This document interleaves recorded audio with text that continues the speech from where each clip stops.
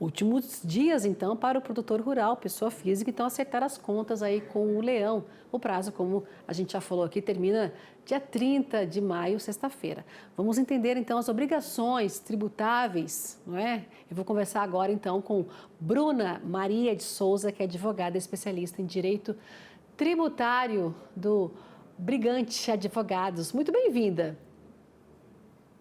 Olá, Simone, boa tarde. Um prazer estar aqui hoje com vocês. Prazer é todo nosso, viu, Bruna? Vamos lá, né? Reta final aí para a entrega da declaração do imposto de renda para aquele que ainda não entregou, né? E o nosso produtor rural, como é que ele deve declarar? Quais documentos aí, né? Como é que é esse cálculo aí do imposto aí para o nosso produtor? Então, para o produtor rural, né, aqueles que tiverem receita bruta acima de R$ 169.440, está obrigado a declarar o imposto de renda na ficha da atividade rural. Como você comentou, existem outros critérios ali para a declaração do imposto de renda. Então, se eventualmente o produtor rural não atingiu esse limite, mas ele teve outros rendimentos tributáveis acima lá de 33.888, rendimentos isentos acima de 200 mil ou tem alguma propriedade acima de 800 mil, ele precisa declarar o imposto de renda. Né? E como você comentou, o prazo está se acabando e agora é 30 de maio, nessa sexta-feira, e quem atrasar e quem não preencher a declaração a tempo está sujeito ali uma multa, então é importante cumprir o prazo. Com relação aos documentos, né? Então é importante que no momento da declaração do imposto de renda, é o momento que a gente tem que transferir todas as informações que a gente tem dos documentos, notas fiscais, contratos, livro caixa, para a declaração do imposto de renda. Então, é importante que você tenha todos esses documentos em mãos, principalmente aqueles que vão respaldar ali as despesas que vão ser deduzidas da base do imposto de renda a recolher, porque são esses documentos que a Receita fica atenta. Então, é importante ter ali as notas fiscais de máquinas, de compras que foram feitas, para que se eventualmente tiver alguma fiscalização, alguma malha fina, o contribuinte tenha em mãos os documentos que comprova essa despesa, né? E existe duas formas ali do contribuinte produtor rural declarar o imposto de renda. Então, a gente fala que é pelo faturamento, então, essa escolha normalmente é para os produtores rurais ali que não tem despesas muito altas, né? Então, você tributa o faturamento com uma base de presunção de 20%, e aí sobre ela você aplica 27,5%, então dá uma carga tributária de 5,5%. Ou tem também os contribuintes, que aí aqueles que têm despesas mais elevadas, com todos os documentos em mãos, eles podem preencher com base no lucro. Então, a receita bruta oferida, você deduz das despesas daquela atividade rural e sobre esse resultado você tributa a tabela progressiva de até 27,5%. Então, são essas alternativas que o produtor rural tem. Então, é importante que todo esse estudo com relação a qual o melhor critério seja feito ao longo do ano, para que nesse momento, em 30 de maio, ele escolha a melhor alternativa que traga mais eficiência fiscal.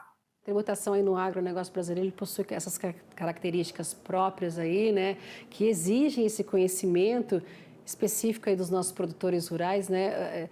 O campo apresenta um sistema tributário diferenciado, né? Tem, nesse caso, um simplificado que você coloca nesse bolo todo aí, ô Bruna?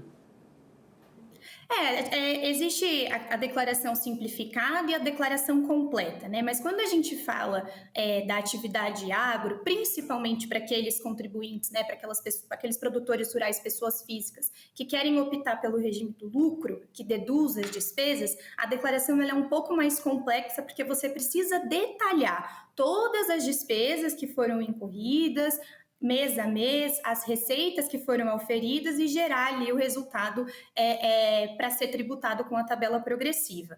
Então, assim, a ficha da atividade rural ela é um pouco diferente das demais fichas para um contribuinte comum, digamos assim, que não seja produtor rural, né? E aí esses produtores comuns têm ali aquela declaração simplificada, com um limite ali de 20% para deduzir das despesas. Então, para o produtor rural tem regras específicas. É importante que quem auxilia esse contribuinte tenha conhecimento e expertise, porque a declaração do produtor rural ela segue regras bem específicas.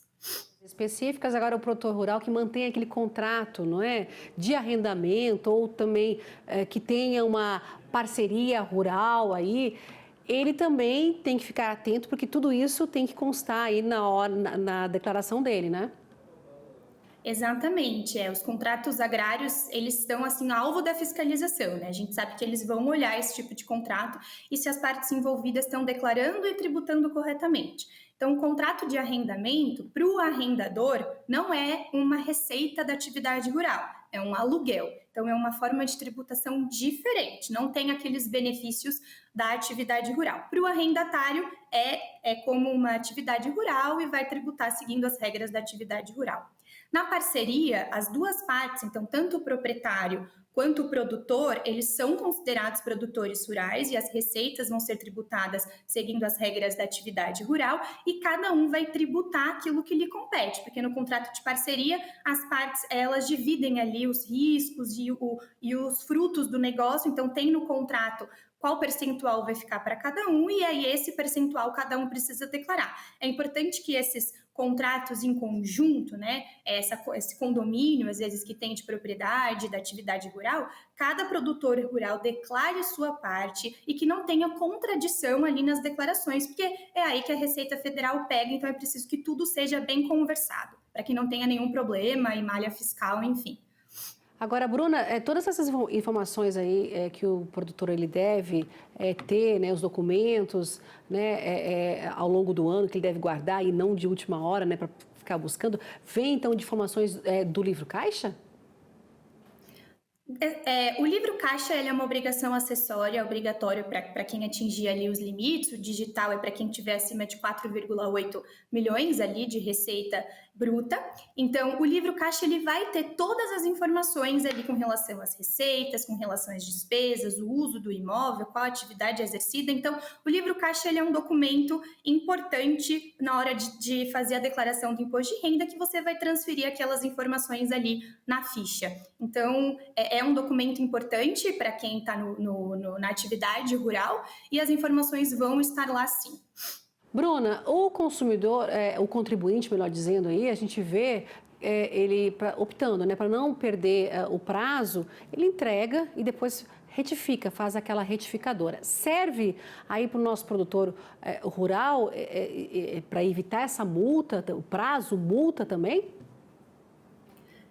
Esse é um jeitinho brasileiro, digamos assim, né? Mas sim, serve também. Eu acho que é importante cumprir o prazo para evitar a multa e que depois faça a declaração retificadora com todas as informações corretas. O importante é não deixar de entregar a declaração do imposto de renda, cumprir com todas as obrigações legais para que o contribuinte não perca nenhum benefício ali da sua atividade e esteja regular perante a Receita Federal.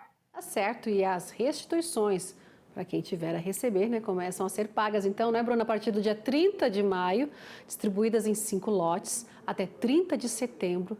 E segundo a Receita Federal, mais de 46 milhões de declarações né, devem ser entregues, 7% a mais em relação a 2024. Só no Paraná a expectativa é de superar 3 milhões de declarações. Bruna, muito obrigada pela sua conversa aqui hoje com a gente, né? Prestando esses esclarecimentos para aqueles produtores rurais que deixaram para a última hora. E lembrando que só temos até a sexta-feira, dia 30, e tem um horário também, não é, Bruna, para você entregar a declaração, não é? Exatamente, precisa cumprir o horário, o prazo, tá tudo em ordem com as regras da Receita Federal. Eu agradeço aqui a participação e muito obrigada mais uma vez. Obrigada e até a próxima. Tchau, tchau. 4 horas 11 minutos, hora de